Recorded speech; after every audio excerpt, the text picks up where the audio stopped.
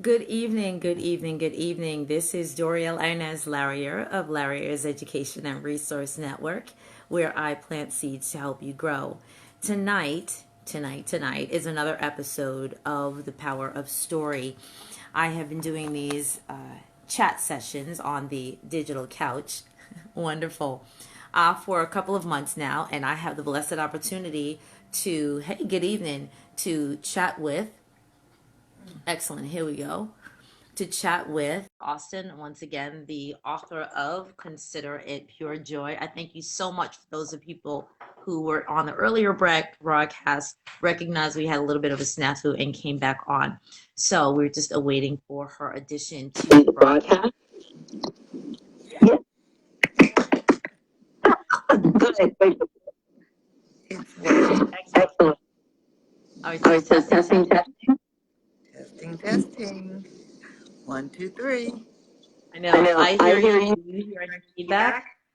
A little. I think we need to roll. I can hear you. Okay, Facebook. Don't work with us. So, tonight, but actually, let me hear our partners. The people who are watching, drop a zero. If it's like no go, we try to drop a one. We got about five people on.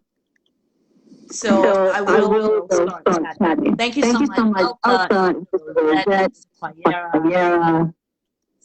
Again, excellent. Glad to have you on. Okay, I don't see any comments. We're going to roll with it.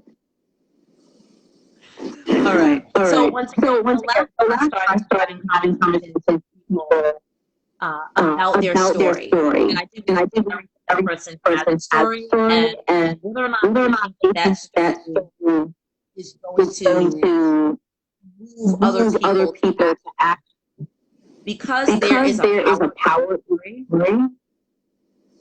Okay, thank you. Because there's a power story, it impacts your present, influenced by your past, and it inspires your future. Sharing your story is not only cathartic, but it's also transformative. Because it heals you in the process. Each time you tell it, it inspires other people on your path. So I've chatted with a number of people last year, some people in ministry, some people who are artists. I'm scheduled to work with some people who are politicians that actually had worked with politicians. There is no sides. I take sides as one people to share how their daily conversations, interactions with the public, how it impacts the lives of others. Thank you, Elsa. Thank you for that. Okay. So we're going to be talking for tonight about that I didn't even realize last week was your anniversary. Yep. The anniversary of the book coming out. Yep, that's right. It's been a year. So Jennifer share with us a little bit about why she even moved to write story. The health concern that led her to shift her thinking about planning, preparation, and advocacy. And then the takeaway that we need to be mindful of, that we not only protect and advocate for our own health, but we also plan for the health of those who are around us and the legacy of the people who come after us. Okay? So hopefully you have your tea, your tissue, and your pen. If you do, drop a one, and let's go. Jennifer, it's all yours. I'm excited to be on this with you. You're amazing. I have followed you for a long time as a dear friend, and you've always been great at teaching others by modeling and just sharing and teaching people to open up. So I'm on here to open up. I wrote a book, Considered Pure Joy, and it chronicles my journey with life-threatening illness with kids. It's probably one of 1,000 books written about cancer, but mine is not just about cancer. When I was recovering from my battle, people kept saying, "You should write a book, you should write a book." And I kept thinking, why write a book? There's so many others out there. And then one day it hit me. There is reason for one more book. Because this book is about journeying through a life-threatening illness. And while you're going through a very harrowing experience, finding the good in it, finding the joy, finding the positivity, the growth that can come from it. Really quickly, it chronicles my waking up one Friday morning about a little better than 9 years ago with a flu-like fever and thinking it was just that, a flu, to a week later, a Friday later, being in a hospital bed in the ICU, being in a coma with a tube down my throat helping me to breathe, and the doctors telling my husband that I was going to die that weekend. They gave me a 99% chance of death. What we learned was I had leukemia. I had acute myeloid leukemia, an environmentally caused leukemia that had essentially damaged my blood and bone marrow system, gave me a broken chromosome. So the book tells the journey of my near-death experience, the search for a bone marrow donor because I had a damaged blood and bone marrow system, a bone marrow donor to help me survive the disease long term. Tells the story of moving throughout this country, my husband, my mother, my siblings, to help me find a donor. Never finding one for me, but learning about the experience of the need for donors for people of African descent. And ultimately, me getting a transplant, but not of the type that we were thinking I'd get. Surviving the disease and being able to tell the story and tell the story about the joy along the way. Excellent. Excellent. So I realized that I know why I'm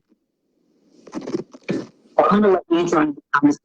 I'm going to ask you two questions.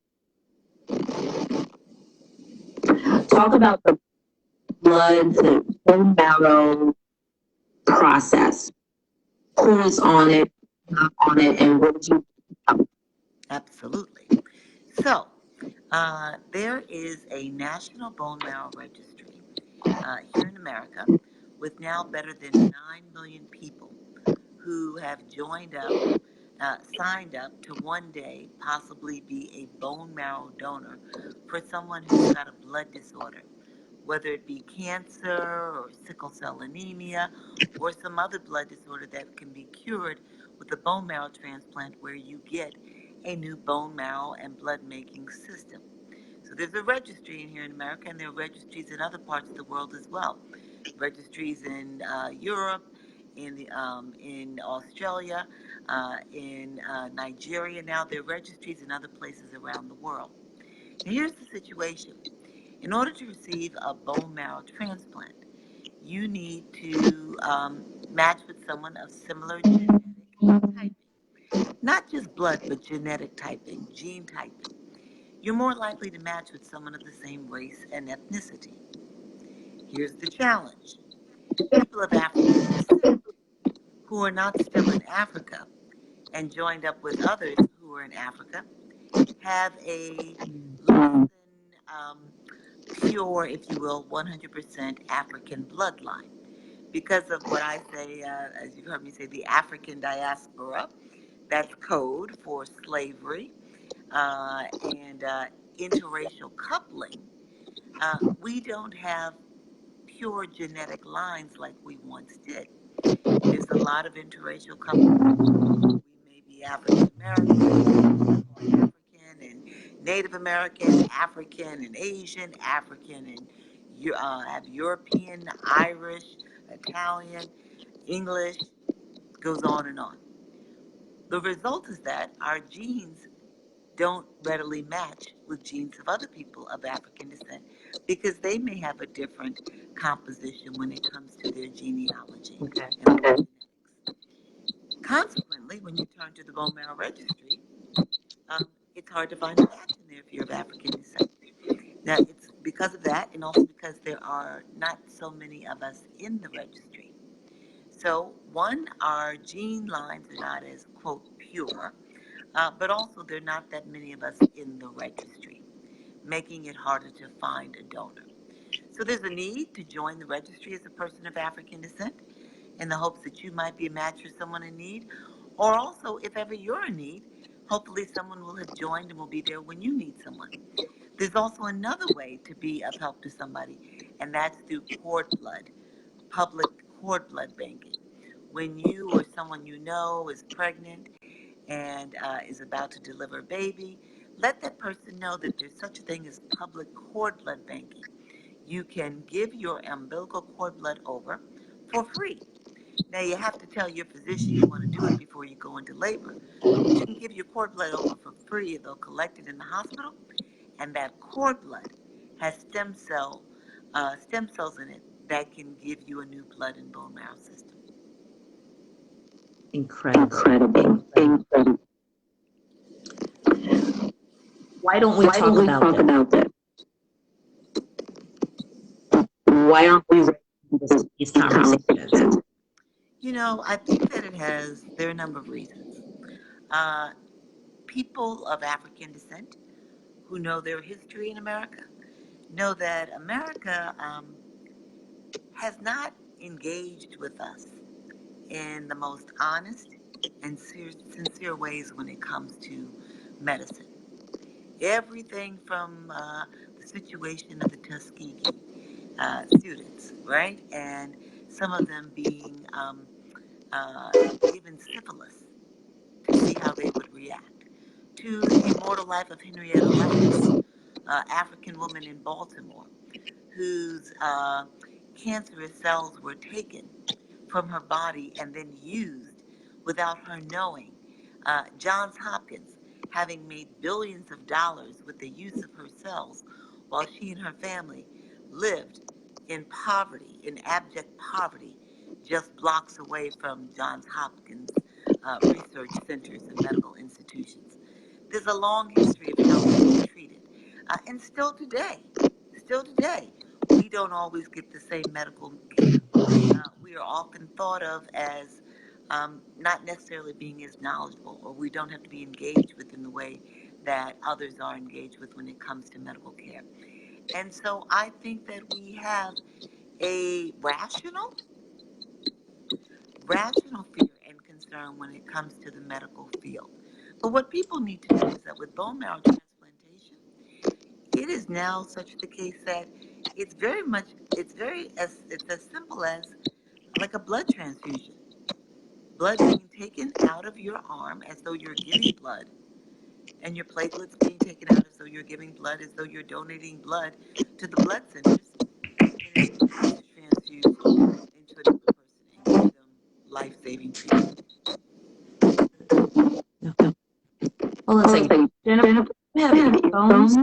I do. Let me try and find some. I think that's it. Let's keep going. Okay. Earphones? We're getting there. We're getting there, folks. We're going to take a walk. That's fine. So, people who are listening, if you could either drop a comment Or a or a question about talk about bone marrow donation, talk about stem cell research. do you have or you know, I'm trying to be tactful. Catastrophic events in terms of like what kind of a plan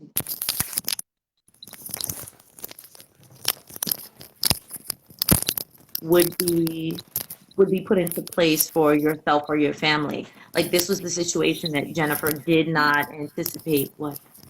No, we're not. Hi. Oh, I think, you know what? Look inside my bag. Okay, how are you? How are we doing? Okay, it sounds like there's no, It sounds like there's no feedback now. Folks, you let me know. How you all, how are we doing? I'm very impressed that you got all this down. Got all what down? just understanding all of this technology. And Oh, very I think impressed. that's what it is. Both of us are on speaker, and so there's feedback that is very minute that the mics are picking up. So moving Sounds forward, both people will have to have like headphones on. sounds much better. So okay, good. I definitely hear you clearly. Thank you, Elsa. Woo! All right. So one thing that I'm very, very impressed with, and actually so now we'll get into a little bit of the book. See my little flags. I made Okay. little flags because I wanted to pinpoint a couple of things. Um, I must say that I was on of course, the hearing end of when this situation was occurring. Excellent. Thank you, Auntie Portia. I was on the hearing end. And so when the call goes out that, something happened with Jen is in trouble, we have to, and I think the hashtag was hashtag save Jen Austen, Mm-hmm. right? Hashtag save Jen Austen. And because I've known your family for a while, I received the call from Sean. I remember receiving the call from Sean, and I was like, oh my goodness. And I had not previously had the conversation about bone marrow donation. Um, I had my first child, I think this was 9 years ago. So actually I had both of my children at that point. And I being of a group of people that has these conversations. So I'm actually one of the few African American mothers who did not have the placenta just whisked off with the physician. I actually kept mine. Those of you who want to know what happened, that's another conversation. But and of course they were like, well, why would you do that? And I said, I don't know what you're going to do with it. I know what I'm going to do with it. Now there's other conversations about what people will do with placenta, right? But I'm also like, no, I want the umbilical cord, I'm going to keep it. And so people are like, well, we don't do that. You may not do it, but I think, sorry, you there? I'm here. Okay, good. So someone's calling in. So I just want to make sure that I hold on to my own for whenever there might be an opportunity that somebody in my family may need it. So I wasn't a part of conversations about, well, we should donate because of those same issues pertaining to Tuskegee, pertaining to now we know her name is Henrietta Lacks. And so I said, well, okay. So I said, well, before I get all of the details, let me respond, especially if your family's going to reach out and say, hey, we need to do this.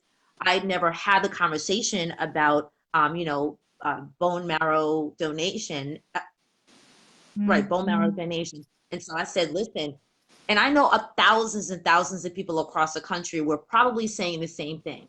Mm-hmm. If her mom, if her siblings, if her children, if her cousins and whatever are not a match, God, let me be a match. Like, I know that was my earnest prayer. I was like, God, let me be a match.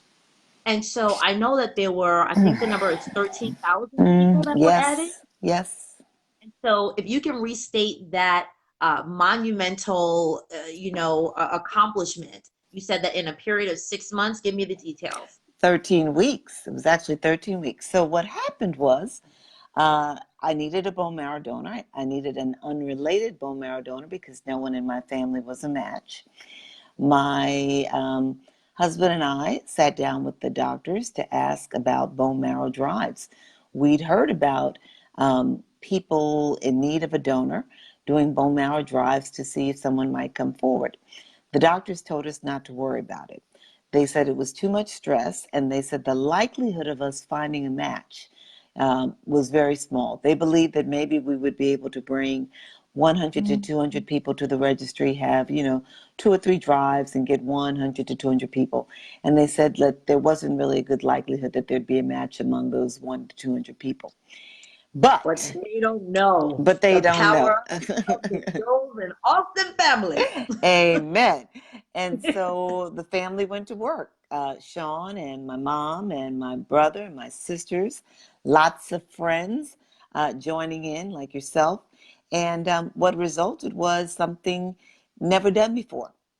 One family and set of friends brought in the largest number of people on behalf of one person in a year. In just 13 weeks, 13,000 people added, largest number of African American people ever added to the registry, and the largest number ever added in 1 year. Great majority of those people coming from places, we went to the institutions where you'll find lots of Black people. We went to churches, social organizations. My niece, she swabbed friends on the campus of Spelman College. People just, reaching out wherever a contingent of Black people could be found, my family could be found as well, and my friends. And consequently, positively, what resulted was people who'd been waiting for a bone marrow donor got a bone marrow donor. Better than 70 people now, which is like tremendous. Right. But So, to your point, I knew about bone marrow transplantation, but I didn't know a lot about how to register to be a donor. I didn't know a lot about the need or the importance of people registering. I'd heard about it, but I didn't know it was a big problem, especially for people of color. right. But our situation helped us to raise that awareness. And we're still trying to raise that awareness. Right. So I say this a lot, and this is it's not a pat on anybody's back. It's positioning. And the positioning, sometimes I'll hashtag, some people know I have a couple of hashtags, and one of them is I roll with the best. Mm. And in this situation, that it happened again. Like I'm so blessed to be in a group of people that have their feet on the ground, that have their Right. hands out, and so I was privileged to be one of those people to say, listen, I know we don't talk about this, but we got to talk about this. Right. Church over here, you need to have one of these drives. Church over here, my Right. church was one of them. Salem, shout out to Salem Missionary Baptist Church for those of you who are watching. And I know that there are 9 people on here right now. Can you all do me a favor and just share this video? Share this video out. Just press select all. Share it out. And those of you who do not know me, my name is, because I know some of y'all came off of Jen. My name is Doriel N.S. Larrier of Larrier Resource Network, where I post these to help you grow. And this is one of my, hey, good evening. This is one of my episodes of The Power of Story. And I take people that some of whom I know, some of whom I don't know, but I know that they have a story to tell. I contact them and say, hey, would you like to tell your story on a social media platform? So let me just interject that this weekend is a perfect example of why this story is so amazingly important. I had the opportunity to participate in a book signing of a group of Brooklyn artists who are visual artists, and they were all together in one spot. The amazing thing about that, in 10 to 15 years, some of those artists, just because life is what it is, won't be around. Mm-hmm. We can have an exhibit. We can have a book signing. But if the story is not recorded in a format that can be accessed and repeated ad infinitum, then to an extent, especially with this digital age, you're leaving that story on paper. And so let your story live on. That's why I keep saying there is power in story. And so the storytelling has moved from paper and stage to a digital format, and let's use it. So I say to people, push the live button. Let's push the live button. So, I have a thought on that, and that is that I think that people underestimate the power of their own storytelling, how significant it is in sharing and helping others to learn through your experience, and also right. helping others to, by learning your story and your journey, your process, they get to understand better their own and figure out how to kind of piece it together or think about it, think it through. The other thing that I think is so important about storytelling is that if you don't tell your story, somebody else will. And it may not be the truth. or the right? story that you want. Or the story that you want told. And so Right. I think it's very important. I mean, that's actually one of the reasons why I wrote the book, because I feared that if I died, somebody, even a loved one, would Mm, tell my story, but it actually would be my story as they experienced it. And right. we all know that 2, 3, 4 people can look at the same situation and see it very differently. And I just felt, Matthew, right? Mark, Luke, and There John. you go. All for the same, Ve- all, well, so the same thing and at 4 different perspectives. Absolutely, absolutely. And so, I think the truth is really as you live it. And if you are the author of your story, then there's a better chance that the truth will be as it's written. Right. So now I want to take a piece out of your book. Um, I actually feel like this is the Michelle Obama, conversation, right? Where they tried to take a piece out of the book, or who is it that I saw last week? Trevor Noah. I Okay, I saw like him. it. Somebody read a piece out of his book. So I'm going to read a one page out of Consider It Pure Joy. And those of you who do not have your book, please go get it. I put the link in the original description of where you can get the book. Hey there, I see all my family and friends. Thank you very much. Share this video. Those of you who are just hopping on, this is Jennifer Jones Austin, author of the book Consider It Pure Joy. And so I'm going to tell one of the pieces, and this actually flagged it. Now I flagged it, Vanity, thy name is woman. So you might know what part this is. Okay. So this is actually after Jennifer comes home, and because of the chemotherapy and the radiation, the follicles have been affected, and so she has to make the decision, and she moves to get her hair shorn. I thought that this was so powerful because the sharing of this part of her life and of her journey, most people are like, no, I'm going to stay inside. I don't want people to see me. I'm going to cover my head. And when I first saw those pictures, moved beyond belief. So let's take a step into this piece.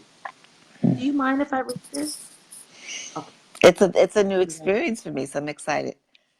Emotional, but excited. Where are your tissues? I told you to get your tissues.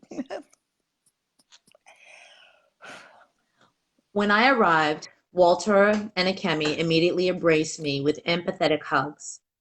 Then Walter walked me to his styling chair.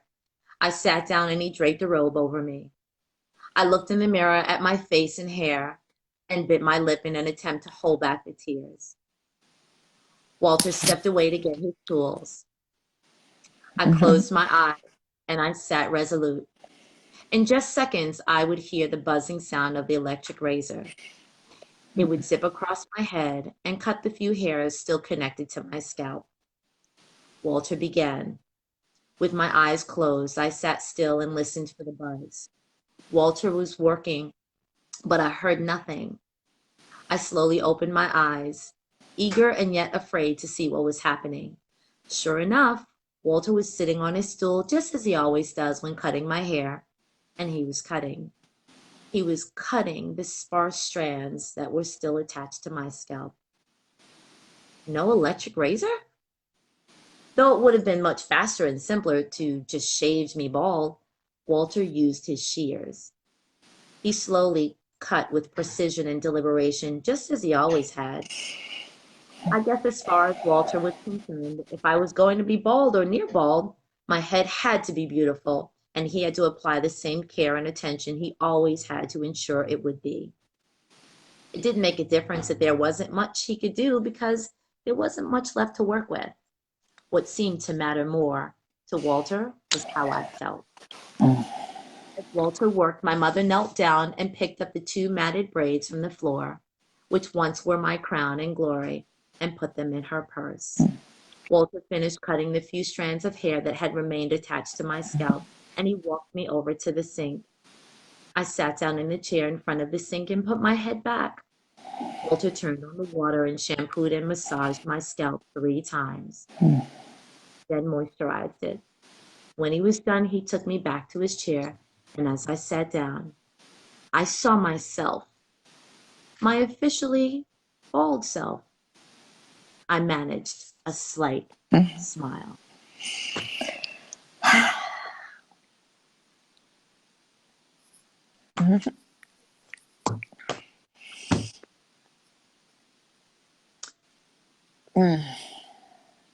Thank you. Thank you. You know I love you. Love you. That was very special for me.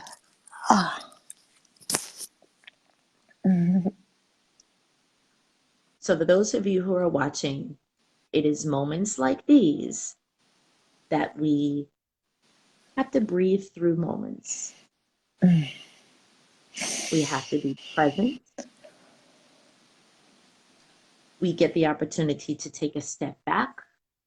And those of us who may have experienced something similar, you get to revisit a place where you had to sort of take hold of what was at that moment and live in it. If you're listening to someone else's story about that, you can see through their eyes that they're taking a step back. You hold on to that moment with them, and you're there. And even though you could be thousands of miles away, you love them through that moment.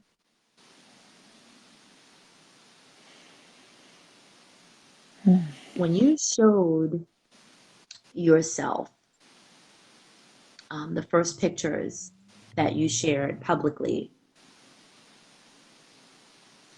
I knew you prior, and I know you now. You are beautiful physically beyond belief. You have amazing genes. You do.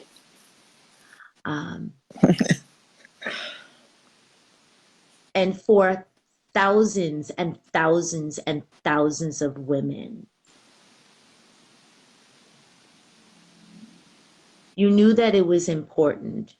And you also talked about in your book about letting your children see you.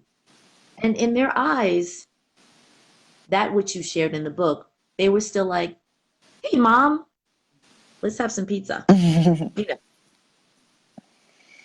Now, of course, from the reader's perspective, we're like, you sure that's all they said? But when a child sees their mom, they just really want to know, can I touch you now? Can I give you you give me a kiss?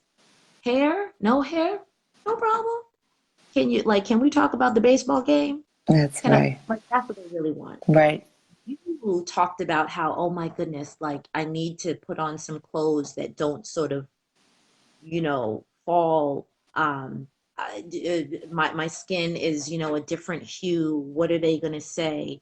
And they were just like, so Mom, listen, Yeah. The girl at lunchtime, she's still picking on me. What am I gonna do? Right? Right. But in that moment when you started sharing those pictures, you let the world know, this is my present. I am alive and I'm thankful for breath.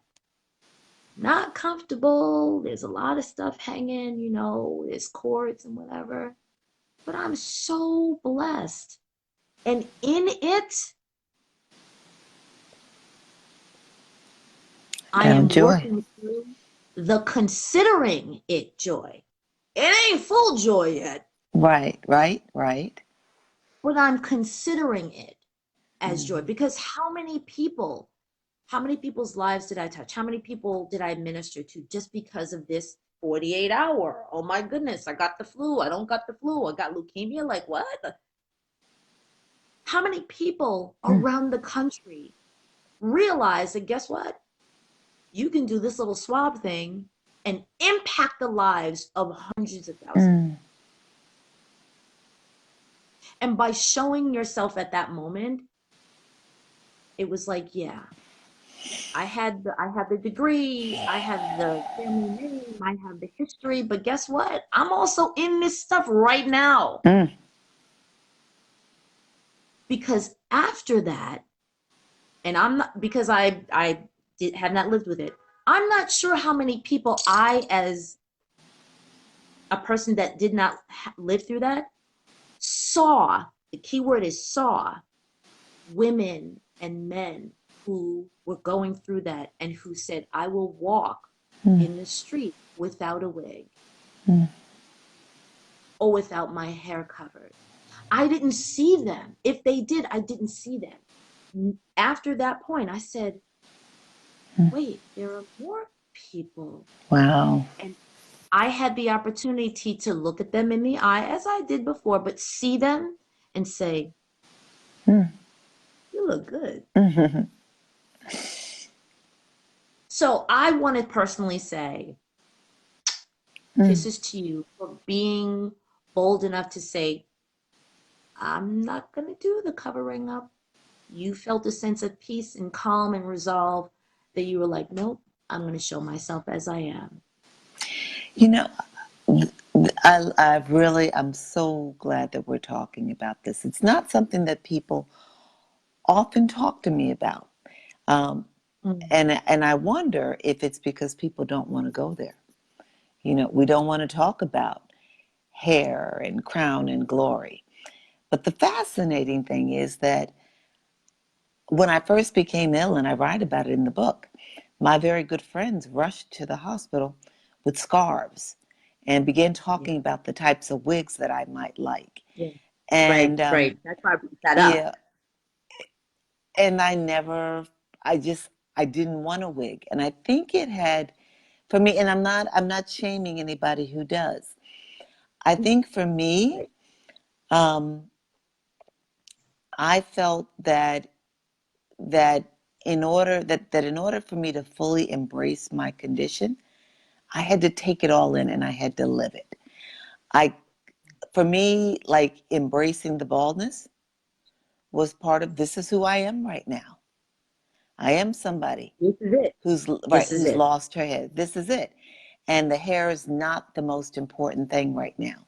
There was something for me about if I could center on it being about other than hair and hair loss, it being about other than weight and weight loss, it being about other than a different complexion because of the radiation and the chemo. If I could move beyond that, then I'd really be dealing with the things that I really needed to grapple with, the possibility of death and early death. Being ready, what I call doing concurrent planning, planning for my death as it concerned my children while praying that I would live. But I had to kind of get rid of all that other stuff that was extra and could be a distraction, and just try to live with, like, look in the mirror. You're bald. This is who you are right now. And so that's kind of why I did it. And what I found consequently was it was an empowering move for my then 13-year-old, 12-year-old daughter. Right. She and her friends thought it was so powerful. The other thing I'll quickly say that I don't think I write about in the book was how, as a woman of color, I was surprised at how other women of color would engage me. How they would see my bald head and would immediately be sympathetic and would offer thoughtful, compassionate comments, but unsolicited. Things like, don't worry, sweetheart, it's going to grow back. It'll grow back. And it'll be more luxurious than it ever was. It'll be more lustrous. And it was like, I didn't ask you for that. Nor do I care. Nor do I care. But what I realized was I just want to breathe. But it was because we as Black women have had to journey and struggle with hair, that if I didn't have any hair on my head, then I must have been in turmoil, when in fact I wasn't. Right. Powerful. So those of you who are watching, that was a bonus. So I just want to bring up one more point, and thank you so much for the people who are still on and hanging with us. God bless you all. For those of you who are just popping on, and thank you. I think there are about four people who shared the video. I do appreciate that. This is actually going to live here on this platform for about 48 hours, and then it's going to go shift into a vault. And so but Jennifer will have access to it as she decides to share it. And so I do welcome, thank you very much. So I do welcome all of you to take the time, and if you would like to consider sharing your story, listen, we're not talking like testimony town, but there are always pieces of your life and your path that can definitely impact the lives of others. And some of my people who I know from my different lives that I live, you know what I'm talking about. So I do want to wrap up with what are our takeaways? What are our takeaways? And so one of the things you talked about concurrent planning was I have two extremes here. For real. I can continue or things may be different. If I continue, still life is going to be different or it may be different. And then I need to, right? And so just the preparation. Now, I'm actually speaking about the preparation for continuing to live. Okay, because yes, so anybody in here, if you're over the age really of 35, if you do not have your house in order, if you do not have a living will, if you do not have a will, okay, right? That's a whole other conversation. But realistically, if you need to think about that or if you have questions about that, then I will very happily find people who can talk about that. And actually, I do know a person who that is their focus. They are an attorney and they focus on preparing for your next step. Right, and I'll just add that Yes. it's important. I say this as a lawyer. It's important to have a will, and it's important to keep in mind that a will is not just for assets you may have or sentimental things that you want to pass on. If Right. you have young children, in your will, you need to provide for their care in the event of your demise before they reach the age of maturity. If you have in an insurance plan, you need to make provisions, especially if you have young children, for how that insurance money is to be paid out. In my will, Right. I noted by way of concurrent planning while I was ill that if I died early, prematurely, as I see it, not prematurely in God's eyes maybe, but as I see it, that I wanted to make sure that they were under the care of a therapist to help them deal with the loss. Those are the types of things you can put in a will, but you should. Nobody talks about that. Right. And nobody talks about that. Right. So the part that I wanted to focus on is the preparation for continuing and like continuing life. And so because when I was reading it, I said, man, okay. So I need to know the first thing I need that I took away is when I go to the hospital, when I go to the doctor, and I'm like, I can't shake this cold. I got the chills. And they, quote unquote, just take some ibuprofen. Yep. Go sleep it off. After I read this, I was like, no, check this out. Let me roll up my sleeve. Right. Now, That's right. That's now. right.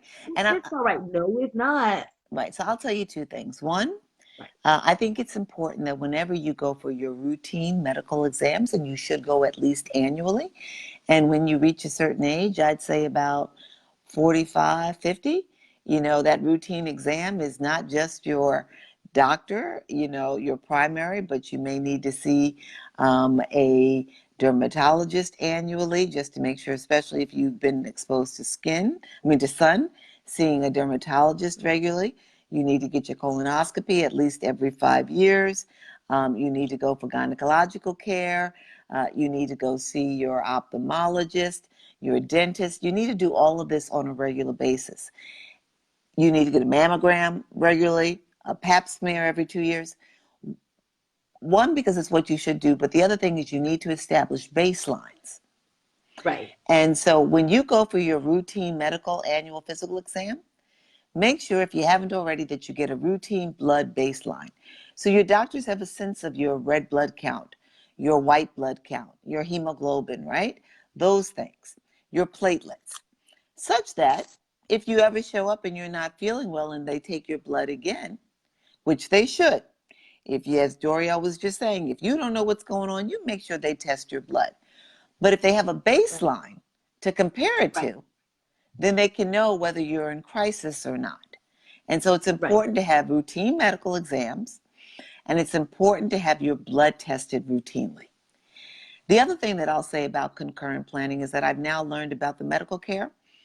Your health care is only as good as your doctor's ego. And what I mean by that Right. is I that, remember that. right, if you've got a doctor who thinks they know it all, then I feel sorry for you. Because if your doctor says, oh, it looks like a run-of-the-mill virus, just go home and sleep it off, and they don't really know that there are other things they should be looking for, or they're not testing your blood, then you might wind up dead at the worst, right? Or you might wind up in the hospital for an extended period of time when you don't need to be there. What I say is your healthcare is only as good as your doctor's ego. So you always want to have a doctor who, when something is ailing you, that they're not just so quick to diagnose. And if it doesn't go away after a finite period of time, make sure you see another doctor. Other thing that I say is use your network when you're ill. Very often when we get sick, we just curl up in a ball. Sometimes we don't tell people we're sick. But if something's ailing you, talk to somebody, and talk to that somebody, and that somebody, so you can get the care you need.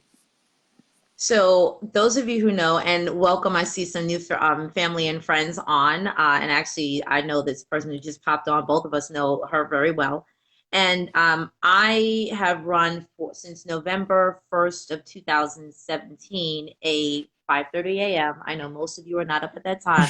I have about 75 loyal folks who rise with me at that time, and we actually start our day, I say the KLF way. We start with like a morning beverage that we take. And then I tell people for a 21-day period to track how your body responds.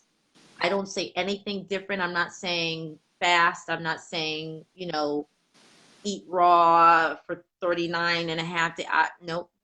Just start with this simple morning tonic that is literally in your kitchen, but track how your body responds to it. And so when you said baseline, what I have said to people is, literally pay attention to how your body processes, how many times you release during the day, how your body manifests. Let's see, literally the outpouring of the water that you take in, what your skin looks like, what your eyes feel like, how your mouth feels, how your GI tract feels, like everything. And people are like, well, why? I said, pay attention, because what you want to.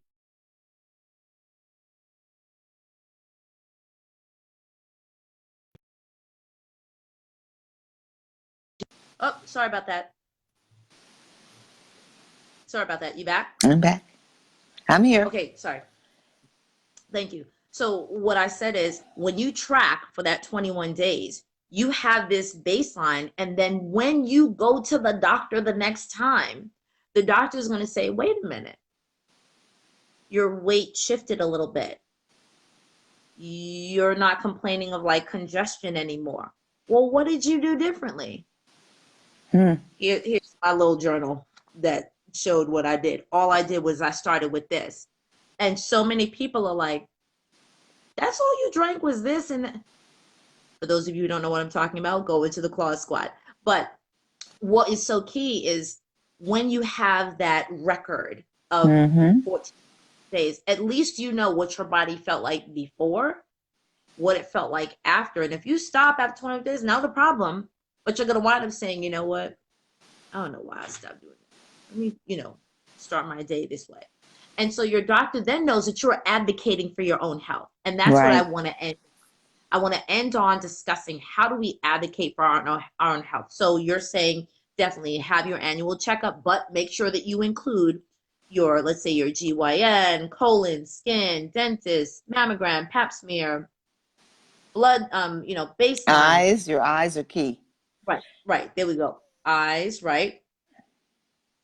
And so that's definitely one. The other thing that you said that I have said for years is when you don't feel right, tell somebody. Right. And this is where I know for us as those of the African ancestry, it's you usually hear, I'm not trying to be funny about this. She's just sickly. Or she's just, just pray for her. She's just not feeling well. And as a child growing up, I always wondered, well, what happened? Well, what's going on? Well, people don't talk about it. They just pray for them. And what I found is, and not that everybody has to tell all their business, but sometimes somebody can actually 6 other people who are with the same symptoms. I think you popped out. Maybe she'll pop back in. I'm going to continue. Dealing with the same symptoms. And if somebody would say, well, I'm having like some stomach issues or what, however you decide to do that. But you could actually be blessing and help the same issue. So hopefully Jennifer is going to pop back on. We'll wait for her. I can always add her back on. So let me actually ask questions. Hey, to those people who I have not chatted with.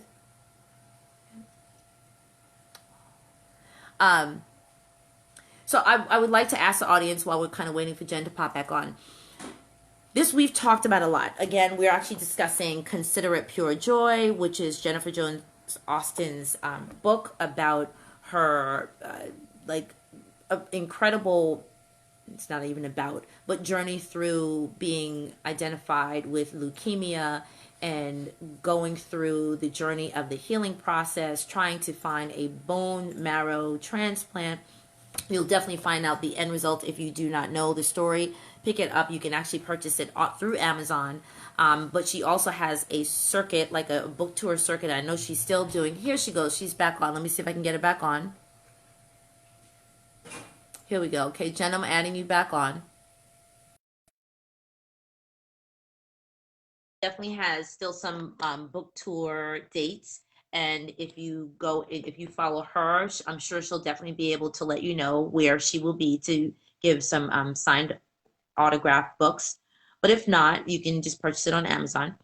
And the takeaways, if there are any people in here who have personal takeaways from her story, please drop them in the comments below. Like, what is something that you will do that you didn't do before as a result of this conversation? Like, we definitely want people to walk away with something that they learned, whether it was, yes, yeah, just no problem, babe. So I was just going over this. So it's always important to hear somebody say, go to the doctor. Somebody say, you don't feel it. Go check. You have your earphones in?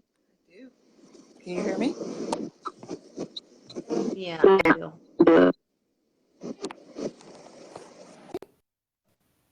little bit of feedback. All right, how are we doing? Testing 1, 2, 3. I can hear you well. Can you hear me? Okay. Yes, I think that's good. Okay. So we were just going over some, takeaways, and I was asking the audience, what's one thing that you would probably do as a result of hearing this conversation? What's something that, and it could really just be, okay, I heard you tell me I had to go to the doctor. I haven't had a mammogram, or I haven't had my prostate checked out, depending if you're male or female. I really need to go get my eyes checked because I've been kind of seeing double. It could be something as tiny as that. But we want definitely people to walk away. Or it's like, hey, let me go check on my will. Let me go make a will. Right. Let me think about knowing what my numbers are. Let me make sure I make my annual exam, or set my exam up with all of my healthcare professionals. I say the last thing I do is I say this, and I've started to say it more. I live in Brooklyn. Jen lives in Brooklyn, and you have 12 systems in your body. You have 12. Mm-hmm. You have one PCP. You see that person once per year. Mm-hmm. Based on the 15-minute conversation with them, you are expecting them to really deal with all 12 systems in your body. You are the one that is in charge of those 12 systems, the 364 other days of the year. Do you have a physician for each of those 12 systems? You kind of do, kind of don't. What I encourage people to do, find out what those 12 systems are. Yep. Find out who the specialists are. And as Jen said, if they say, oh, don't worry about it, go get a plan B or go check on a second opinion. And also find out people within your local community who, and I am a proponent that there are many different physicians. And so we now know that there are other clinicians and health practitioners, holistic practitioners that address things that primary care physicians don't. Like you should have a massage therapist. Yep. You know, you should have, or at least know somebody who can sort of like teach you how to, whether you want to call it yoga or whatever, just so that you can kind of get some other things working. So, you should have a dermatologist, or at least know somebody who's close by, and so these people can actually also be a part of your, like your practitioner back pocket. Yep. So, as we wrap up, I just want to encourage people that definitely advocate for your own health. Be proactive and not reactive. We don't gotta wait until a situation like this, but Jen didn't know that it was gonna happen either. But hearing her story, if nothing else, it should make you more proactive about advocating for your own health. Jen, what do you want to wrap up? One of the things that I will tell you is that I was diagnosed in September 2009. In February, I had my annual physical the February prior. And the doctor said, oh, I don't think we need to test your blood. I think everything's fine. When I first took ill and we went to the hospital and I was triaged, they didn't check my blood. 3 days later, I was in the ICU. Had they checked my blood just 3 days prior, the situation may not have been that dire. And we have to wonder, had the physician checked it 8 months before, might she have seen something? Wow. It's important to have your blood tested. Excellent, excellent. We thank you so much for being here, for taking the time out. I'll go back into this link and I'll put the Amazon link, to the book. All right. Is there a specific website other than Amazon that your book is available on? JenniferJonesAustin.com. Beautiful. And as we head out, I'm just going to show you something and then we'll talk about it. Look at that picture. Great. It's an image that is connected to someone that you're in a picture with on Facebook. It's one of... There'll be another conversation. Okay, God bless you all. So let me just say that this is Doriel Inez Larrier with Jennifer Jones Austin. This has been another episode. I love you. This has been another episode of The Power of Story, which comes under Larrier's Education and Resource Network, where I plant seeds to help you grow. I want to make sure that every single person understands that there is power in their story, and there are people who need to hear it. If you want to talk to me more about that, slide into my DM and I'll see you all later. Peace and blessings and have an amazing day. Bye-bye. Thank you.